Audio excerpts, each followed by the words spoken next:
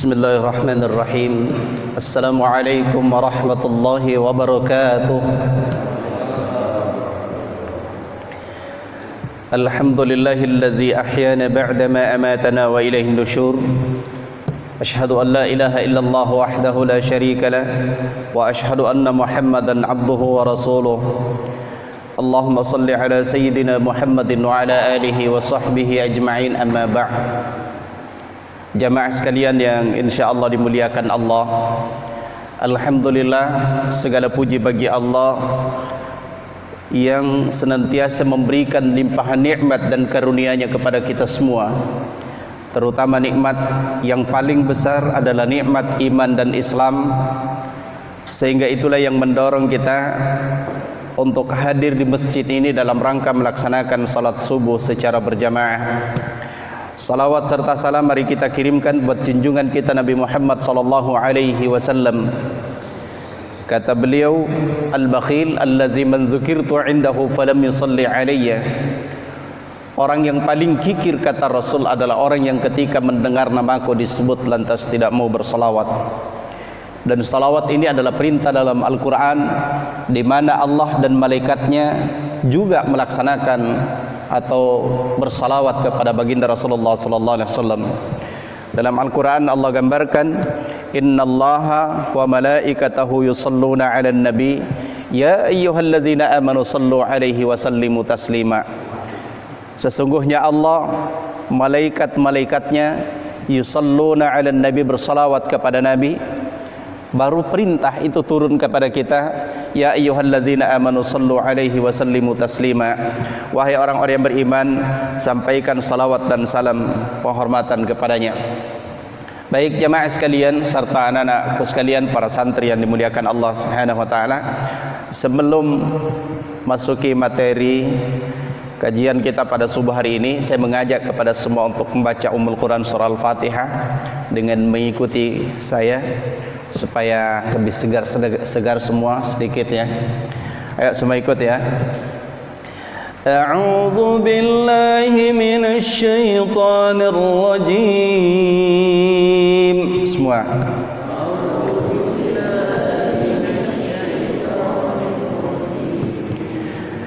Bismillahirrahmanirrahim.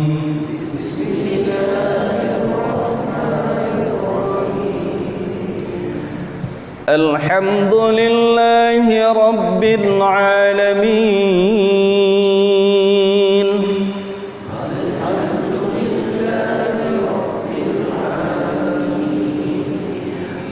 Ar-Rahmanir Rahim.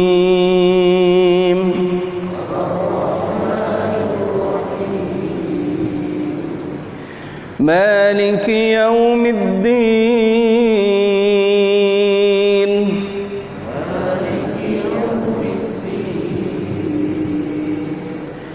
Iyyaka na'budu wa iyyaka nasta'in.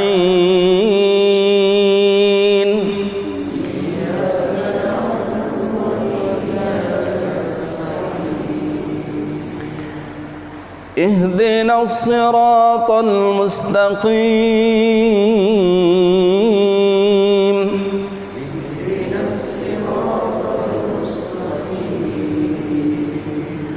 Siratal ladzina an'amta 'alaihim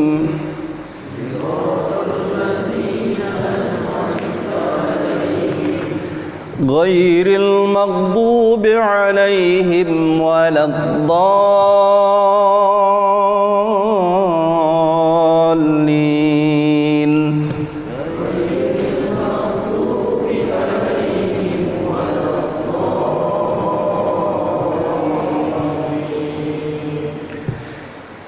Alhamdulillah jamaah sekalian serta anak-anakku sekalian, para santri yang insyaallah dimuliakan Allah. Ini sungguh mulia pada subuh hari ini. Setelah kita melaksanakan salat subuh, kita duduk sejenak untuk membicarakan agama Allah, membahas ayat-ayat Allah Subhanahu wa taala yang terdapat di dalam Al-Qur'anul Karim. Jadi ini Masya Allah, kalau duduk-duduk seperti ini, insya Allah kita akan dibanggakan oleh Allah di hadapan malaikat-malaikatnya. Pada kesempatan kali ini insyaallah kajian kita adalah Quran surah Al-Baqarah ayat 208. Allah Subhanahu wa taala berfirman, A'udzu billahi minasyaitonir rajim. Ya ayyuhalladzina amanu dkhulu fis-silmi kaffah wa la tattabi'u khutuwatis syaitan innahu lakum aduwwum mubin. Perhatikan jamaah sekalian serta anak-anakku sekalian, ketika di dalam Al-Qur'an ada kata ya ayyuhalladzina amanu, ini adalah dimulai dengan harfun nida atau panggilan, huruf panggilan. Siapa yang dipanggil oleh Allah Subhanahu wa taala adalah orang-orang yang beriman kepada Allah. Dan ketahuilah jamaah sekalian, ketika di dalam Al-Qur'an ada kata ya ayyuhalladzina amanu, pertama ini akan menjadi ujian bagi kita tentang sejauh mana keimanan kita kepada Allah Subhanahu wa taala.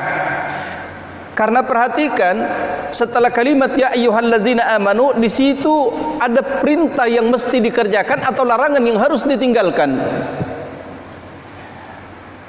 Saya ulangi, ketika di dalam Al-Qur'an ada kata ya ayyuhalladzina amanu, maka perhatikan jemaah sekalian, baca sambungan ayatnya, karena setelah ya ayyuhalladzina amanu di situ memuat sebuah perintah yang harus dikerjakan dan larangan yang mesti ditinggalkan.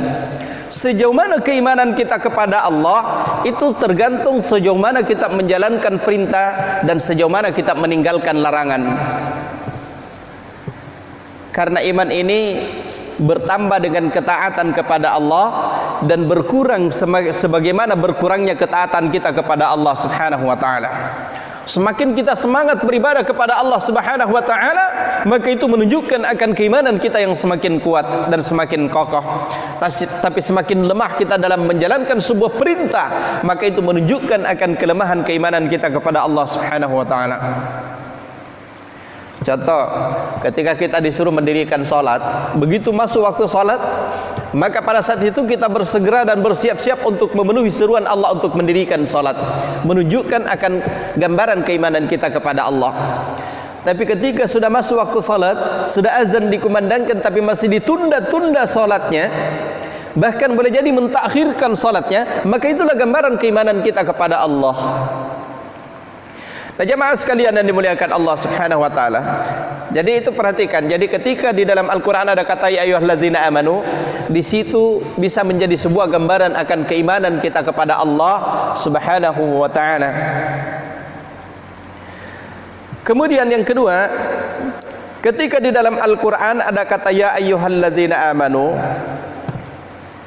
maka ini berarti menunjukkan bahwa ini ayat ini adalah ayat madaniyah. Ayat yang turun setelah baginda Rasulullah sallallahu alaihi wasallam hijrah dari Mekah ke Madinah. Nah, perhatikan ayat ini jamaah sekalian. Ya ayyuhalladzina amanu, wahai orang-orang yang beriman, apa tuntutannya? Apa perintahnya? Perintahnya adalah udkhulu fis-silmi kaffah. Masuklah kalian ke dalam Islam secara kaffah, secara totalitas, secara keseluruhan. Ini perintah Allah. Masuklah kalian ke dalam Islam secara totalitas. Bagaimana kita masuk ke dalam Islam secara kafah atau secara totalitas? Tentu kita harus merujuk kepada Al-Quranul Karim. Merujuk kepada Al-Quranul Karim. Secara umum di dalam Al-Quran atau dalam ajaran agama Islam memuat perintah-perintah.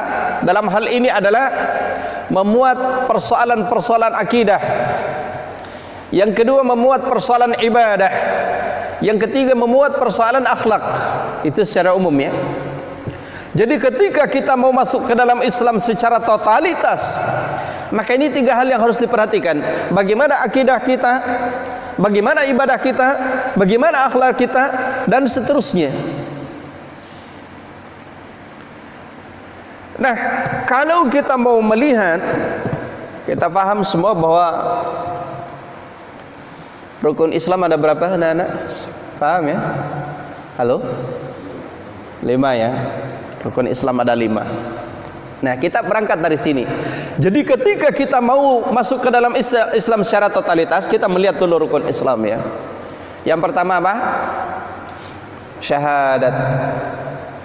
Ini menunjukkan bahwa ketika kita masuk ke dalam Islam secara totalitas, yang pertama yang harus kita perkuat adalah tauhid kita kepada Allah, akidah kita. Akidah ini begitu penting karena di dalam Al-Quran, coba perhatikan, itu kalau masalah akidah, perhatikan gambaran Allah dalam Al-Quran. Kata Allah Subhanahu wa ta'ala, tidakkah kalian memperhatikan bagaimana Allah membuat sebuah perumpamaan, kalimatan thayyibatan, kalimat yang baik. Kalimat yang baik. Apa kalimat yang baik itu? Ibnu Abbas radhiyallahu anhu menafsirkan kalimat yang baik itu adalah asyhadu an la ilaha illallah wa asyhadu anna Muhammadar Rasulullah. Ya. Kalimatan thayyibatan kasyajaratin thayyibatin, seperti pohon yang baik. Asluha sabitun, yaitu pohon yang baik itu adalah akarnya masuk ke dalam tanah. Wa far'uha fis sama, dan cabang-cabangnya menjulang ke atas langit. Tu'ti ukulaha kullahinin bi'izni rabbiha, setiap saat itu mendatangkan buah. Pohon itu selalu berbuah dengan izin Allah Subhanahu wa taala. Wa yadribullahu al-amsala lin-nasi la'allahum yatazakkarun, dan demikianlah Allah membuat sebuah perumpamaan supaya kita berpikir. Ya, jamaah sekalian yang dimuliakan Allah Subhanahu wa taala, anak-anakku sekalian, kalau menengok di sekitar masjid kita ini atau sekitar pondok, anak-anak akan melihat pohon-pohon yang ada di sekitar kita. Ada dua pohon, ada pohon yang bermanfaat, yang mempunyai banyak kebaikan, dan ada pohon yang mungkin tidak terlalu banyak mendatangkan kebaikan. Nah, Allah menggambarkan pohon yang baik itu adalah dia punya akar masuk ke dalam tanah secara kuat.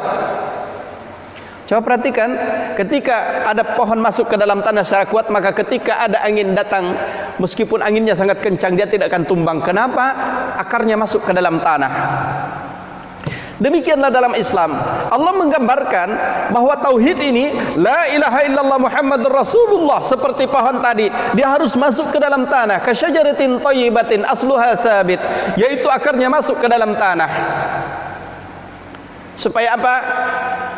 Supaya ketika ada godaan-godaan, ketika ada ujian-ujian, kita tidak akan mudah tumbang.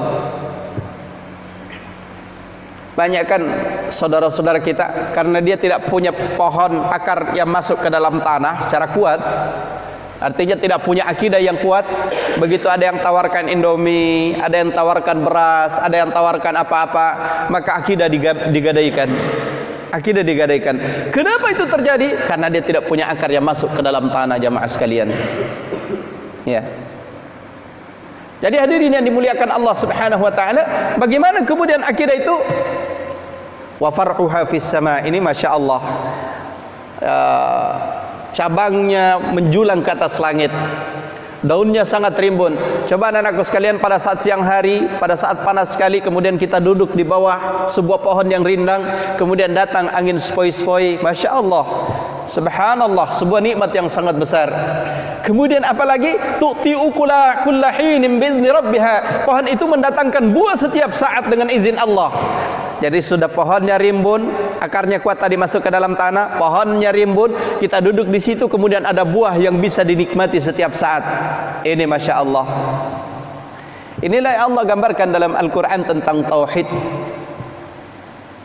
Ya, jadi ketika kita mau masuk ke dalam Islam, udkhulu fis silmi kaffah, maka yang harus dilakukan adalah memperbaiki tauhid kita yang pertama. Perbaiki tauhid akidah kita, la ilaha illallah Muhammadur Rasulullah, karena ini kunci surga sahabat sekalian.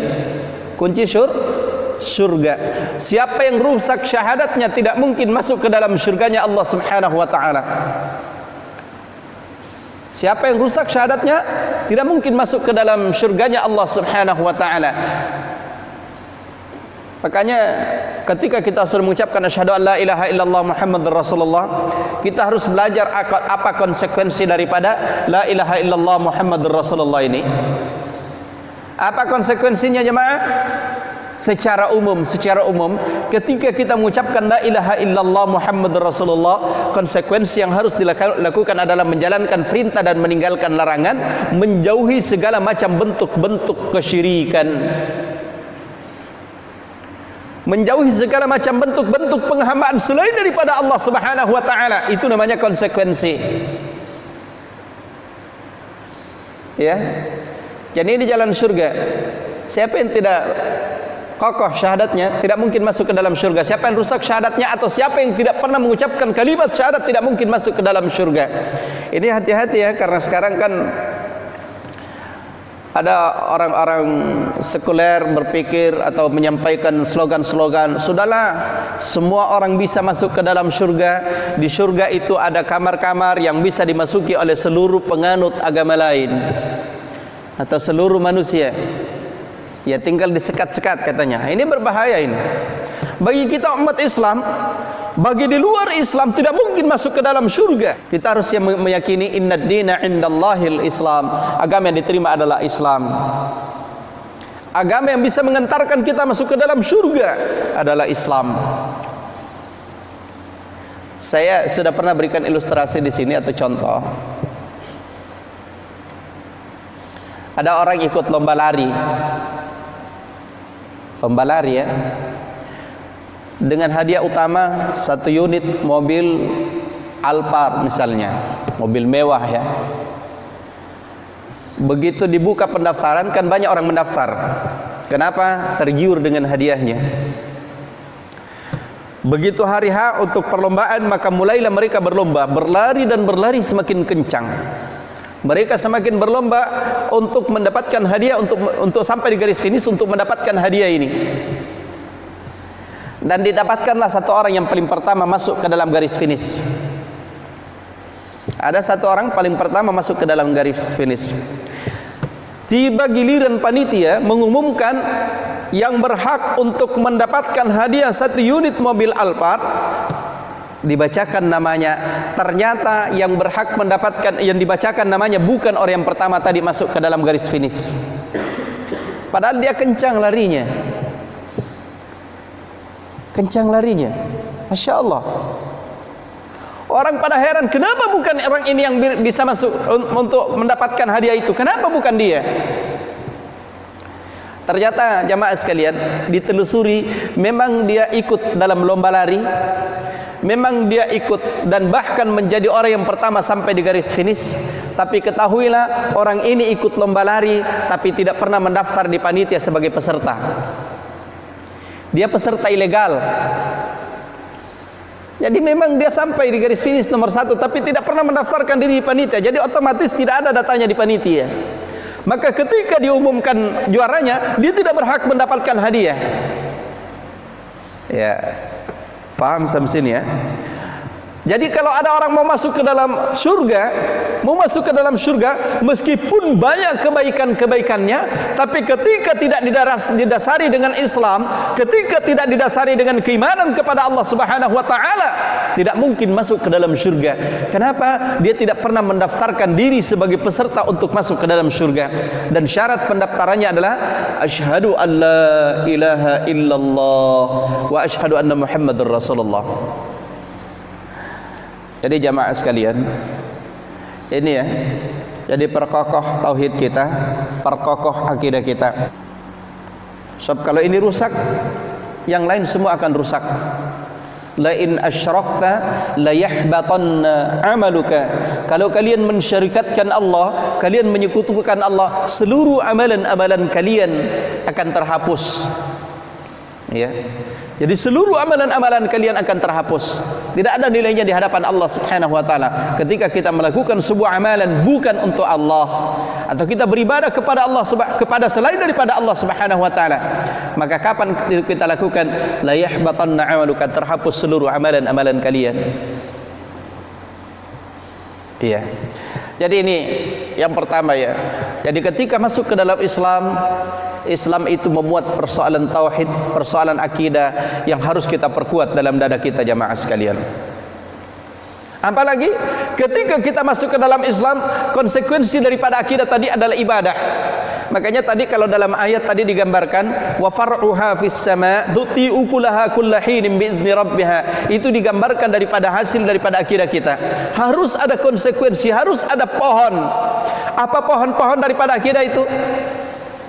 Ibadah kepada Allah Subhanahu wa taala. salat, puasa, zakat, haji bagi mereka yang mampu. Jadi kalau kita lihat dalam posisi rukun Islam, yang pertama adalah syahadat.